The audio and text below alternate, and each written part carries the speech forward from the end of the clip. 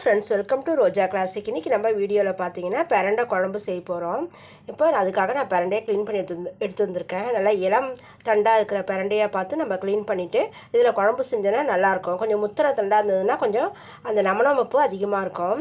அந்த பிரண்டையோட இலையும் நம்ம இந்த குழம்புகளை சேர்த்துக்கலாம்.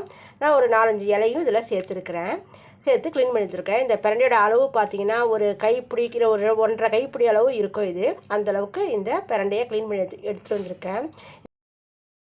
இதுக்கு தகுந்த போல் சின்ன வெங்காயம் ஒரு கைப்பிடி அளவு கட் பண்ணி எடுத்துக்கலாம். ஒரு பூண்டு உரிச்சு எடுத்துருக்கேன். இந்த அளவுக்கு புளி எடுத்துருக்கணும். எந்த அளவுக்கு பிரண்டை எடுத்துருக்கோமோ அதுக்கு தகுந்த போல் கரெக்டாக புளி எடுத்துக்கணும். தாளிப்புக்கு கொஞ்சம் கருவேப்பிலை எடுத்துருக்கிறேன். இது மருத்துவ குழம்புன்றதால இந்த குழம்புக்கு பார்த்திங்கன்னா தக்காளி பழம் சேர்க்காம தான் இந்த குழம்பு செய்யணும். அதனால் நான் இந்த குழம்புக்கு தக்காளி பழம் சேர்க்கலை. இப்போ நம்ம முதல்ல பிரண்டையை வதக்காமல் அப்படியே மிக்ஸி ஜாரில் சேர்த்து அரைச்சிட போகிறோம். இப்போ நான் பிரண்டையை மிக்ஸி ஜாரில் சேர்த்துட்டேன். இதில் பார்த்தீங்கன்னா இந்த சின்ன ஸ்பூன் அளவில் ஒரு 2 ஸ்பூன் அளவுக்கு மிளகு சேர்த்துக்கலாம். மிளகு பார்த்திங்கன்னா ஒரு 25-30 மிளகு இருந்தால் போதும். அந்தளவுக்கு சேர்த்துக்கிறேன். ஒரு ஸ்பூன் அளவுக்கு சீரகம் சேர்த்துடலாம். இதில் ஜஸ்ட் கொஞ்சமாக தண்ணி சேர்த்து இதை நம்ம விழுதாக அரைச்சி எடுத்துகிட்டு வந்துடலாம். இப்போ நான் இந்த அளவுக்கு விழுதாக அரைச்சி எடுத்துகிட்டு வந்துட்டேன். இப்போ நம்ம குழம்ப தாளிச்சிடலாம். இந்த குழம்புக்கு தாளிக்கிறதுக்கு பார்த்திங்கன்னா நல்லா ஒரு அடிகனமான ஒரு கடாய் அடுப்பில் வச்சிடலாம். இது மண் சட்டியில் இந்த குழம்பு செஞ்சோன்னா உடம்புக்கு ரொம்ப நல்லது, சுவை கூடுதலாக இருக்கும். இப்போ இந்த குழம்புக்கு பார்த்திங்கன்னா நல்லெண்ணெயில் தான் இந்த குழம்பு செய்யணும். ஒரு 5-6 ஸ்பூன் அளவுக்கு நானும் எண்ணெய் சேர்த்துக்கிறேன். எண்ணெய் கொஞ்சம் அதிகமாகவே சேர்த்து இந்த குழம்பு செய்யலாம்.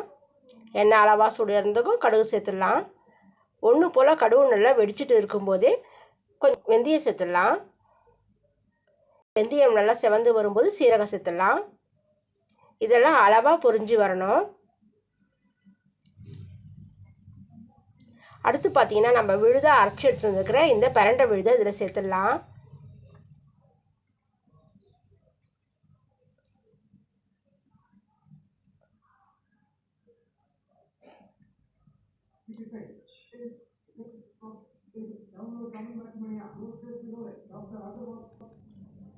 இந்த விழுதை சேர்த்ததுக்கப்புறம் இந்த எண்ணெயில் என்னுடைய பச்சை வாசனை போகிற வரைக்கும் நல்லா மிக்ஸ் பண்ணி விட்டுக்கணும். நம்ம எண்ணெயில் இதை வதக்கிட்டு அப்புறமா அரைச்சி இதை குழம்பு செய்யறதோட இதை போட நேரடியாக இதை குழம்பு செஞ்சோன்னா இது உடம்புக்கு ரொம்ப நல்லது.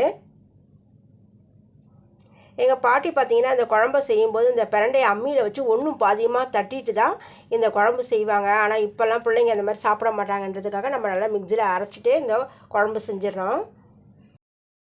என்னுடைய பச்சை வாசனை போகிற வரைக்கும் இந்த எண்ணெயில் நல்லா மிக்ஸ் பண்ணி விட்டுடணும்.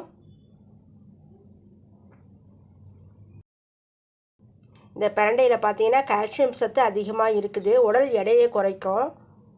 மூட்டு வலிக்கு இருக்கிறவங்க இது ரெகுலராக நம்ம எடுத்துக்கலாம். கால்சியம் சத்து அதிகமாக இருக்கிறதால ஜாயின்ட் பெயின் இருக்கிறவங்க இது ரெகுலராக சாப்பிட்டு வந்தாலும் சரியாக போகும். எலும்பு தேய்மானமும் இது சரியாக்கும்.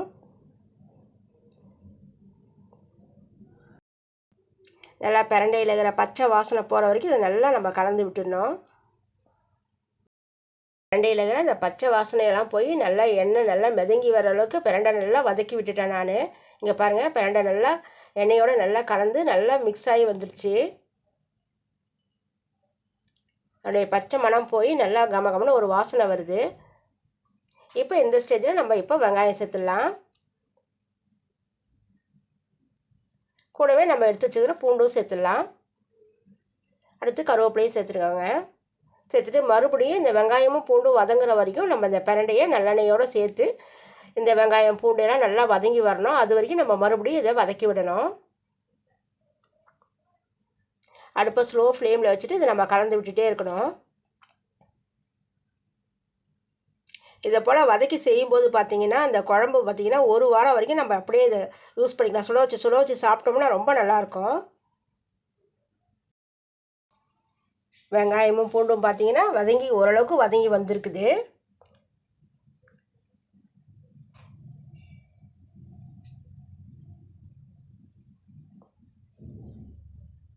இந்த அளவுக்கு வெங்காயமும் பூண்டும் வதங்கி வந்துடணும். இதில் பார்த்திங்கன்னா ஒரு 2 சிட்டிகை அளவுக்கு மஞ்சள் தூள் சேர்த்துட்டு நம்ம நார்மலாக வீட்டில் அரைச்சிருக்கிற குழம்பு மிளகாத்தூள் ஒரு 2 ஸ்பூன் அளவுக்கு சேர்த்துக்கலாம். நம்ம எந்த அளவுக்கு புளி எடுத்துருக்குறோமோ அந்த புளிக்கு தகுந்த போல் நம்ம மிளகாத்தூள் சேர்த்துடணும். நான் இதில் 2 ஸ்பூன் அளவுக்கு மிளகாத்தூள் சேர்த்துருக்கேன். இந்த மிளகாத்தூளுடைய பச்சை வாசனை போகிற வரைக்கும் எப்பயும் போல் நம்ம இதை மிக்ஸ் பண்ணி விட்டுடலாம்.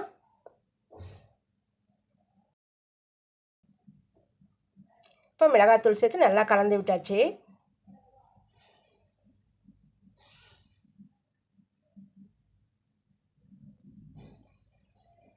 இப்போ நம்ம எடுத்து வச்சிருந்த புளியை நம்ம கரைச்சி இந்த புளி கரைச்சலை இதில் சேர்த்துடலாம். ரெண்டாவது கொஞ்சமாக தண்ணி சேர்த்து அந்த புளி கரைச்சலை இதில் சேர்த்துடலாம். நம்ம குழம்புக்கு தேவையான அளவுக்கு உப்பு சேர்த்துடலாம்.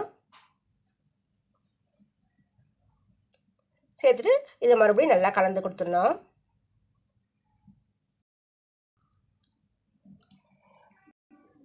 இந்த செய்முறையில் தாங்க பிரண்டை குழம்பு செய்யணும்.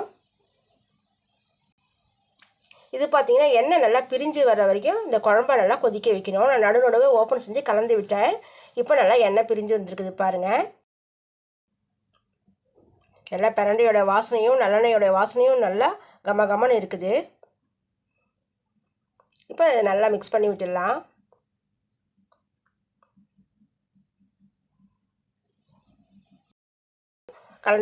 சாதத்தோட கலந்து சாப்பிடும்போது அவ்வளோ டேஸ்ட்டாக இருக்கும். நம்ம இட்லி தோசைக்கும் இதை தொட்டு சாப்பிட்டுக்கலாம். இந்த செய்முறையில் நீங்கள் ஒரு தடவை இந்த பிரண்டை குழம்பு செஞ்சு பாருங்கள்.